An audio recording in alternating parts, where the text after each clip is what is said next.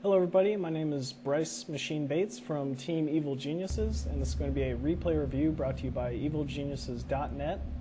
Today's replay is going to be a Zerg versus Protoss, at defending, or how to defend 8-gate efficiently. So let's go ahead and jump into the game. Alright, let's go ahead and speed the beginning here.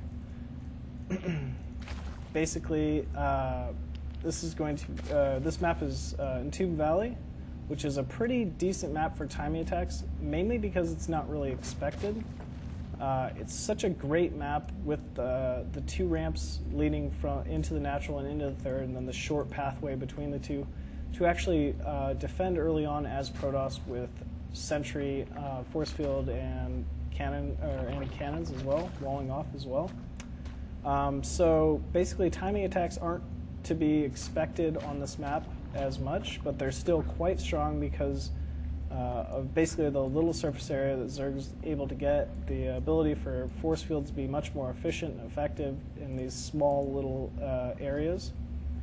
And so, as you see here, I open it with my standard 15 pool, 16 hatchery. I had to take my third because he blocked my natural. Meanwhile, he's just going Nexus first, Forge, Gateway, and pretty standard stuff.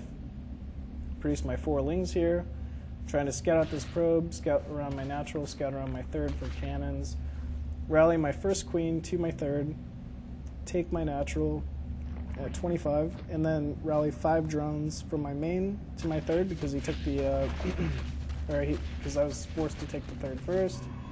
And then once I'm able to kill off that probe, leave 1 ling outside as natural, 1 ling at the Zolnaga Watchtower.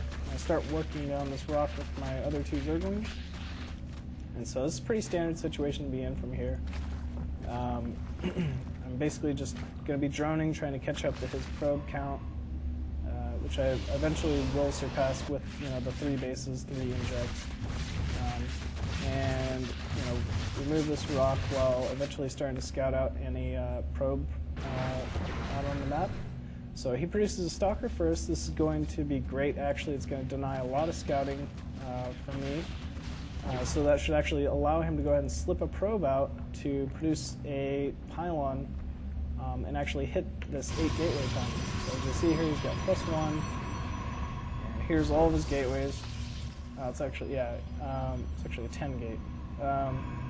And because I don't scout either of these Vespene Geysers at the natural, I know that some sort of a gateway, heavy gateway timing is coming. So typically, I would have produced my lair as soon as I had this 100 gas.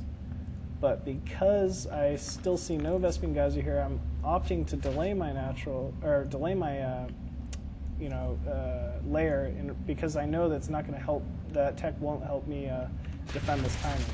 As we see here from my vision, I actually scouted out all the pylons, and I know that when they're committing this many pylons, it's something pretty severe as far as the timing goes.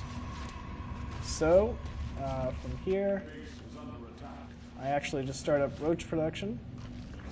Production tab, I have 9 roaches and a spine crawler in production, and I'm really trying to get these rocks down as quickly as possible.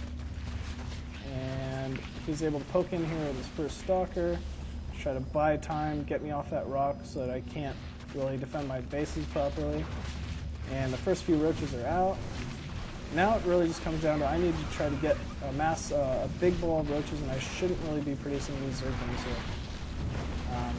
So +1 Zealots are extremely cost effective against Zerglings because they actually 2-shot lings. They don't 3-shot them like they typically do. So that's a pretty efficient trade there. Meanwhile, I'm actually rallying with most of my roaches here from my main and natural because this rock hasn't been destroyed. I'm not really able to rally them efficiently. I'm able to micro this pretty decently, but my rally is just getting cleaned up over and over again because it has to run out into the center, right in front of these pylons. And I'm dying to a lot of force fields and just a lot of inefficient micro because I have to micro in so many different places at once. Meanwhile, if I was able to just kind of rally all of my units, get through this rock immediately, things would have gone much better for me, actually. I was able to hit his force fields, prevent my lings and roaches from going in and actually defending this base, killing off my queen. And from this point, it actually looks like I'm going to lose my third.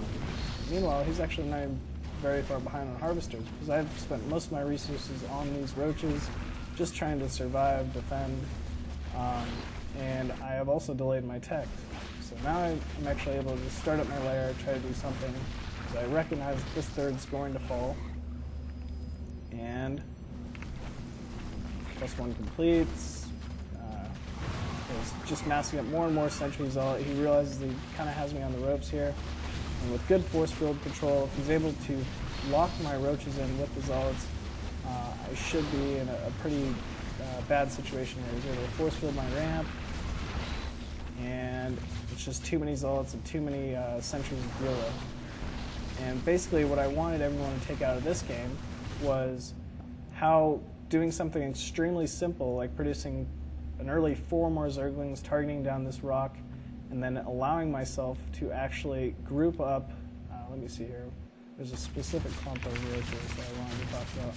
But I was able to just clump up all my roaches and engage his zealots as efficiently as possible. Then, I would have fended off this 8-way or this 8-gate or 10-gate very effectively. See here, they were actually able to just rally straight through this rock. I could use this positioning against the zealots, kiting back and forth. I would have gotten a very effective trade. Meanwhile, I'm just, because my rally wasn't able to just poke through here, I'm throwing units away every single time they walk around here. He's able to force field them off. Meanwhile, if they were just all together right here, he can't just force field off my entire army. And so something just as simple as like not killing off a rock can actually lose you a game.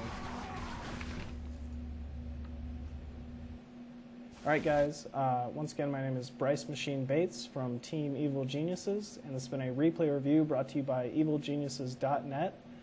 If you guys like this, you can check this out and more at evilgeniuses.net. Take care.